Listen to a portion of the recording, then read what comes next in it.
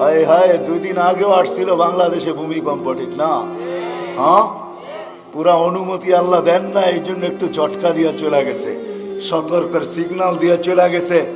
কিন্তু আশ্চর্যের বিষয় একটা এটাও ছিল, 300 কিলোমিটারের ভিতরে একটা মসজিদের ভিতরে একটা দাগও দেখি না আমি চোখে দেখা বলতেছি, শোনা মুনা না। তো মেরে দোস্ত, যেটা বলতেছিলাম, জমিন প্রতিদিন বলে অনুমতি দেন না। তো আল্লাহ জিজ্ঞাসা করে এত রাগ কেন? তো বলতেছে আলামাতা আসবির ওয়া তাহাম্মাল, আমি কতদিন সবুর করবো আর এদের বোঝা উঠে রাখবো? তো আল্লাহ বলে কেন? ইয়াসি লাইলাম ওয়া নাহারা, 24 ঘন্টা নাফরমানি করে। দেখেন না, আপনি ডাকেন তারপরও আসে না, বলে ব্যস্ত ব্যস্ত ব্যস্ত ব্যস্ত।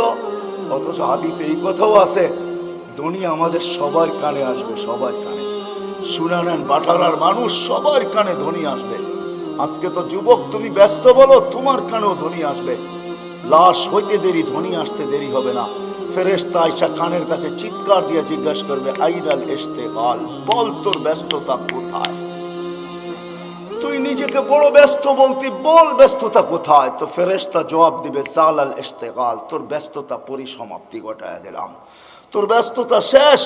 আর কোনোদিন তুইও বলবি না আমি ব্যস্ত, আর কেউ তোকে দেখবে না ব্যস্ত, আর কোনোদিন রিঙে বলবে না ব্যস্ত, কোনোদিন ব্যস্ততার শব্দটাই তোমার কাছে আসবে না, পরিসমাপ্তি ঘটায় দিলাম।